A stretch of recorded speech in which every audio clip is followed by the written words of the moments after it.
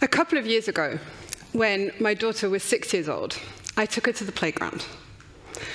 On this particular occasion, instead of running over to play on the slides and swings like she usually would, I watched her walk to the outskirts of the playground. She crouched down, and she started intently looking for something on the ground. Curious, I walked over to see what she was doing. And you can imagine my horror when I saw that her little hands were already full of several cigarette butts. So my immediate reaction was to grab them off her and go and put them in the bin. And as I started wiping down her little fingers, I looked at her and I said, "What are you doing, sweetie?" And without missing a beat, she looked up at me with her big green eyes, and she said, "I'm saving nature, Mummy." That was one of those defining moments for me. One that got me thinking on a deeply personal level about the state of the world that we live in and the impact that it's having on our children. Now, when I was 6 years old, I didn't dream of saving nature. Like many of us, I dreamt of being financially independent, owning a big house, having a family, basically living my own happy ever after.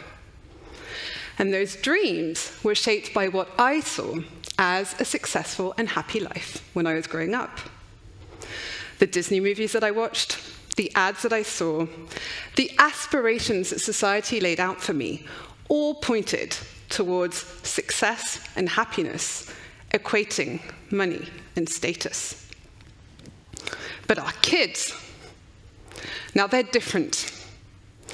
According to research agency VML, 67% of 6 to 9-year-olds say that they want to have a career that's going to help them to save the planet. So it seems that my daughter and her saving nature game is actually not that unique. Our children intuitively know that there is a problem that needs to be solved, a world that needs to be saved. So back to my dreams when I was growing up. To make them come true, I followed the path that was laid out for me. I got good grades at school, I went off to university, I studied industrial economics, and I started the beginning of a very successful marketing career in a big multinational. I was ticking all the boxes for success. I was earning a big salary, getting good ratings and promotions, and to be honest, I really loved my life. I mean, it was pretty glamorous. I was flying around the world, meeting celebrities, going to shoots and industry events. On the outside, I had it all.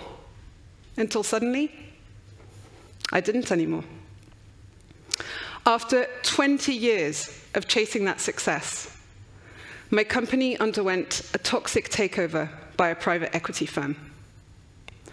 From one day to the next, everything that I had been working towards, the brands that I truly loved, the people that I had hired and I deeply cared for, became nothing more than numbers on an Excel chart that needed to deliver even more growth and even more profit.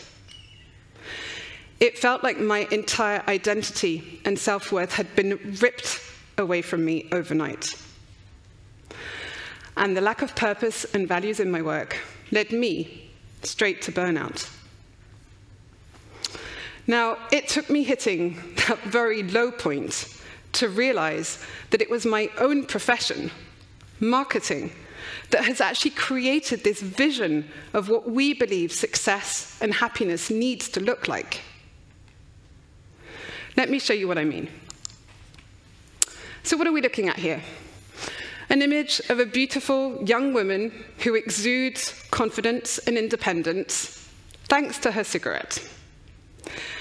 But what makes this ad even more interesting is that it was the first campaign that linked products to images and symbols that would tap into our unconscious desires.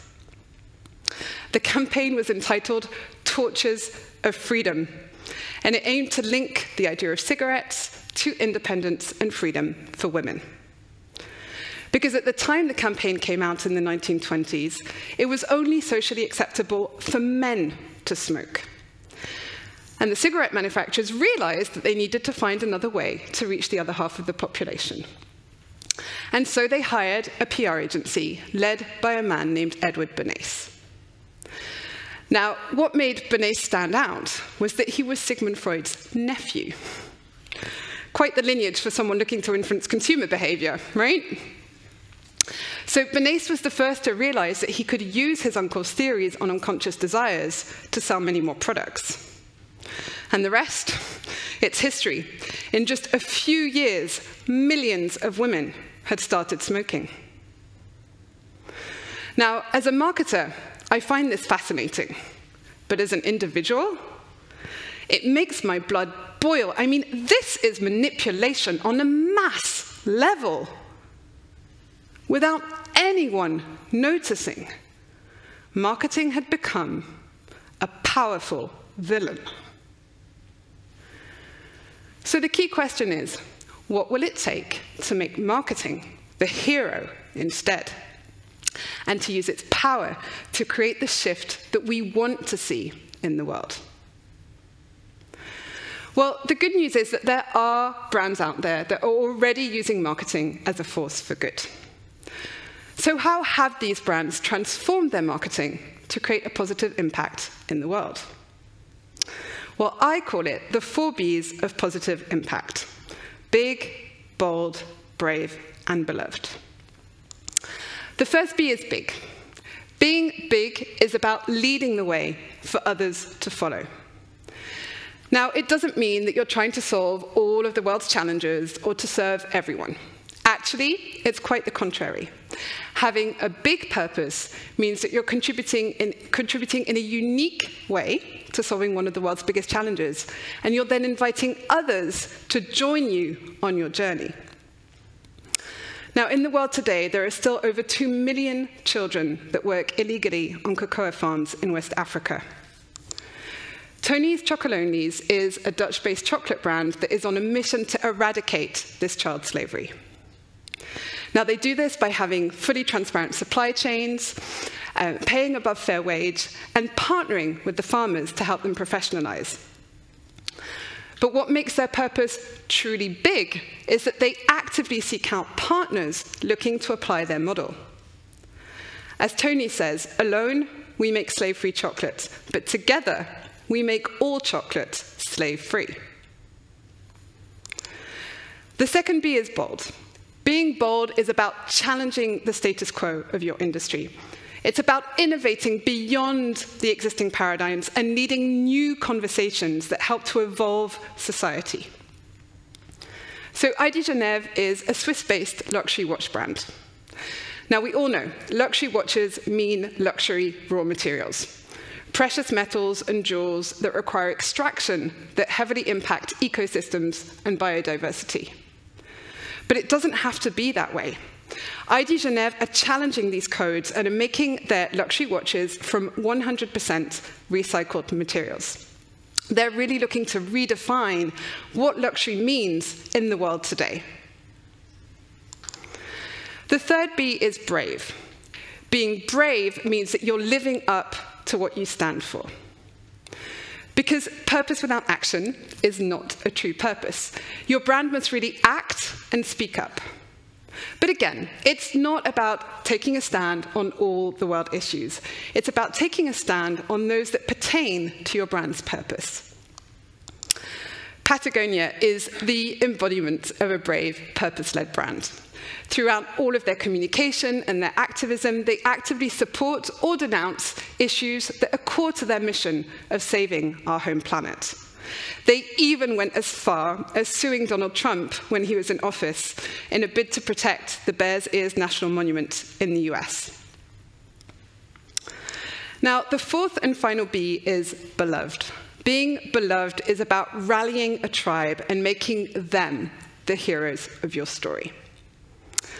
Having a purpose that aims to save the world is already a fantastic start, but it's not about the brand being the hero of the story. Real impact comes from helping others to make a difference in the world. So being beloved is about finding those who believe what you believe and making them the heroes of the story. Having worked in the beauty industry my entire career, I can't talk about purpose without talking about Dove. So back in 2004, Dove launched the Real Beauty campaign. I still remember the wave of shock that went through the office when we saw that a beauty brand had dared to show real women of all shapes and sizes in their underwear instead of the very beautiful, skinny, retouched models that we were used to seeing. With this campaign, Dove aimed to denounce the unattainable beauty standards that were negatively impacting women's mental health. In their more recent campaigns, such as The Cost of Beauty, Dove actively denounces the impacts of social media on young girls. But they go further than that. They invite us all to be part of the conversation and to make a difference by signing a petition for the Kids Online Safety Act. And I can tell you, as a mum, that campaign moves me to tears every time that I see it. And the first thing that I did was click online and sign that petition. So these are some great examples of brands that have transformed their marketing by being big, bold, brave, and beloved. But I hear the skeptics out there. Yes, I see you. You're thinking, that's all well and good for brands that were born from a purpose. But what about the others? At the end of the day, I just need to hit my sales numbers, right? So I was recently having a conversation with one of the lecturers at the university where I now teach, and he said, you know, Christina, I really like the way you talk about purpose, but not all brands need one. At the end of the day, if I'm marketing mayonnaise, I just need to sell more mayonnaise. What about Hellmann's? I asked. So Hellmann's mayonnaise have found a way to address one of the world's biggest challenges, one that we all contribute to on a daily basis, which is food waste.